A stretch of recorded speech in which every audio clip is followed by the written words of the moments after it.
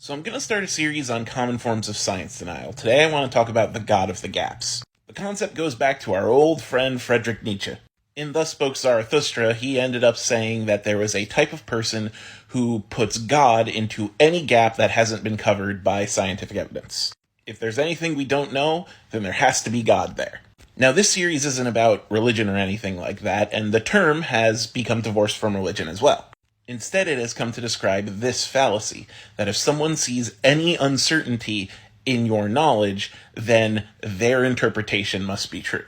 And here's the trick: science has a ton of uncertainty. In fact, it rarely deals in certainties at all, just most likely models. So if you're trying to explain a scientific concept to someone, you'll say, this is most likely true, and then they'll say, well, you can't know for sure, so I'm right. Or, well, you can't know for sure, so I'm as right as you are.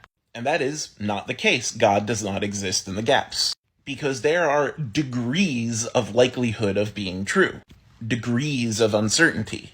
Scientists create predictive mathematical models based on years of research and experimentation. And it's mathematical models like this that predict things like the Higgs, or the behavior of black holes, well before we actually observe that behavior ourselves. People who use the God of the Gaps fallacy will say, well, you can't know for sure, and use that as a way to dismiss you. But there's nothing to dismiss. Mathematical predictive models are valid, and they are way more valid than just some hypothesis someone else made up with no evidence whatsoever.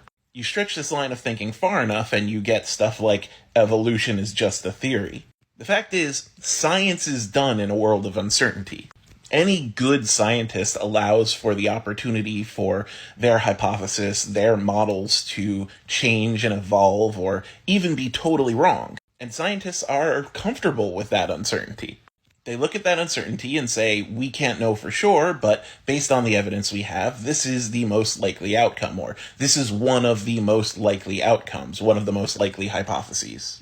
And then we do the research and we examine if that hypothesis is true, and we get closer and closer to knowing more about the universe. And again, that's the trick.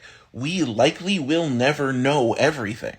And because we can't know everything, people who use the God of the Gaps fallacy will say that we can't know anything.